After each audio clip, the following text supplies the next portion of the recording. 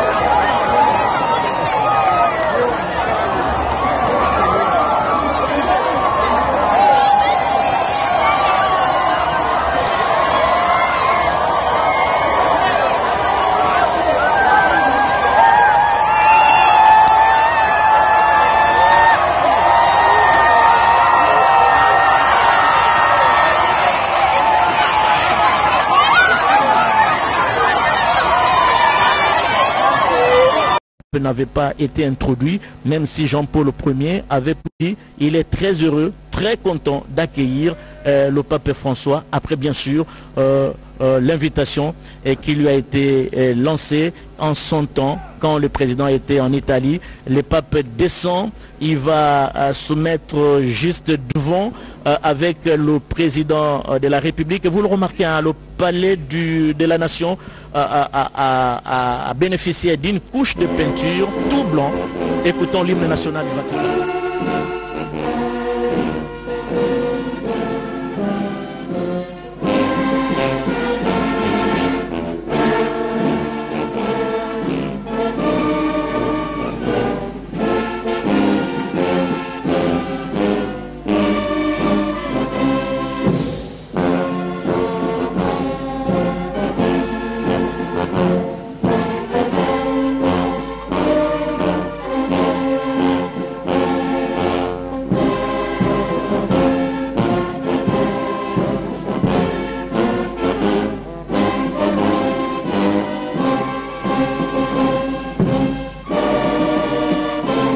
Qui m'a adressé.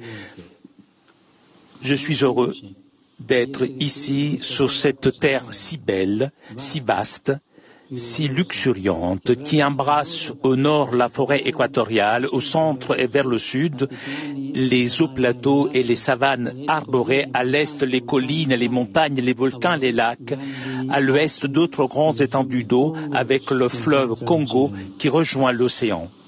Dans votre pays, qui est comme un continent, le grand continent africain, on a l'impression que la terre entière respire.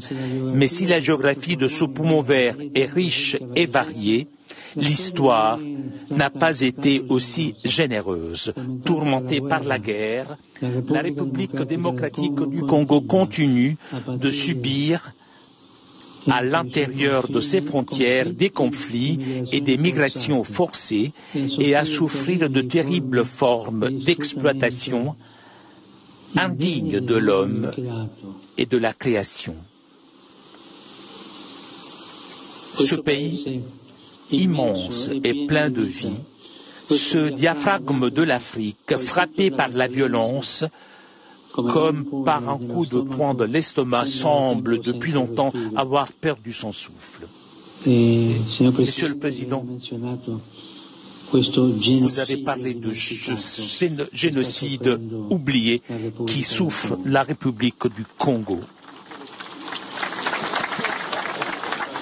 Et tandis que vous, Congolais, vous luttez pour sauvegarder votre dignité, votre intégrité territoriale contre les méprisables tentatives de fragmentation du pays, je viens à vous, au nom de Jésus, comme un pèlerin de réconciliation et de paix. J'ai beaucoup désiré me trouver ici et je viens enfin vous apporter la... À propos de chimie, il est intéressant de noter que les diamants sont constitués de seuls atomes de carbone, lesquels, s'ils étaient reliés différemment, formeraient du graphite. La différence entre la luminosité d'un diamant et l'obscurité du graphite provient de la manière dont les atomes individuels sont disposés dans le réseau cristallin.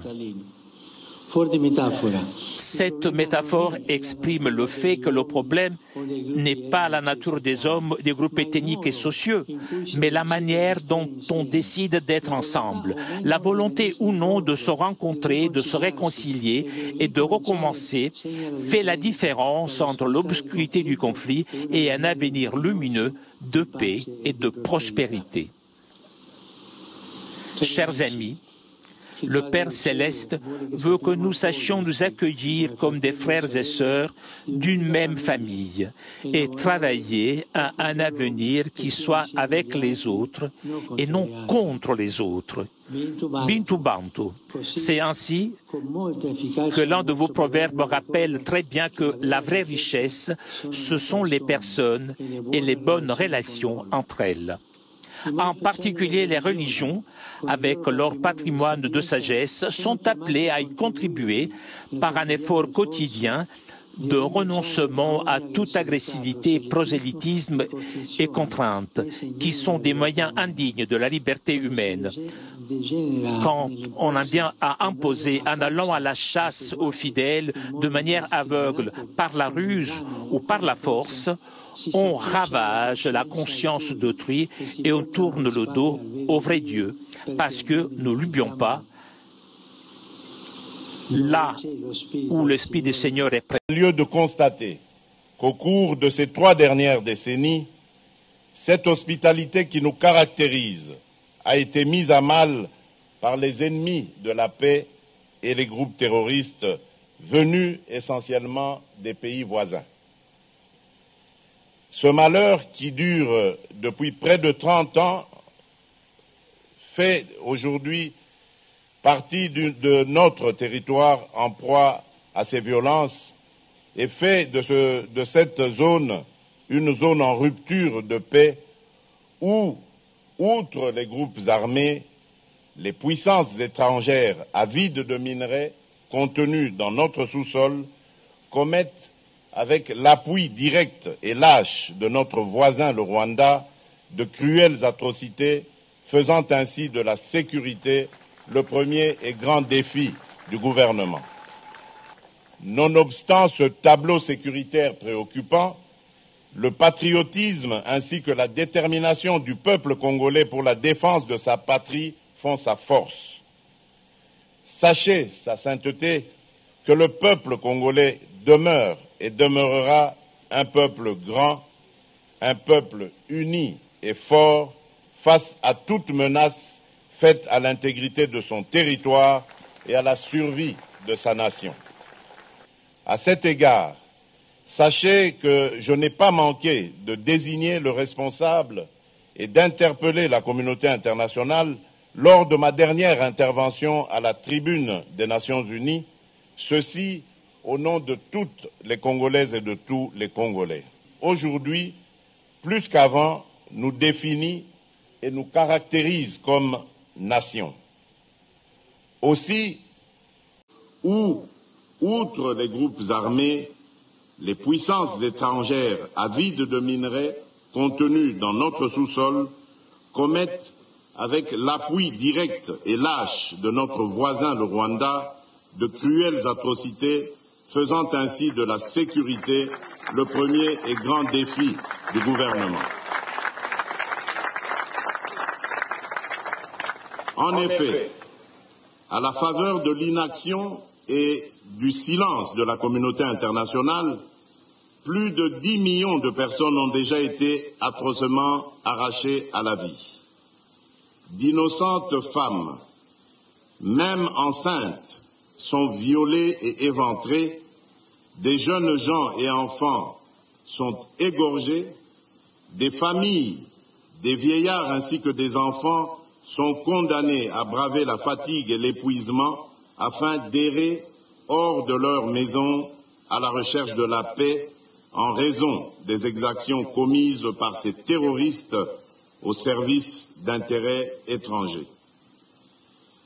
Nous ne pouvions et nous ne pourrons demeurer cois face à une telle injustice et un tel silence complice de la communauté internationale.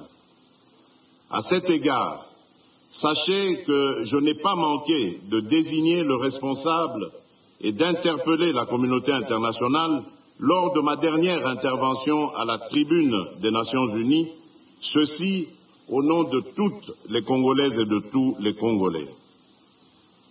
Soyez rassurés, en outre, sur le fait que la République démocratique du Congo assume et continuera d'assumer ses responsabilités, notamment celles consistant en la défense de l'intégrité de son territoire avec l'aide de son peuple.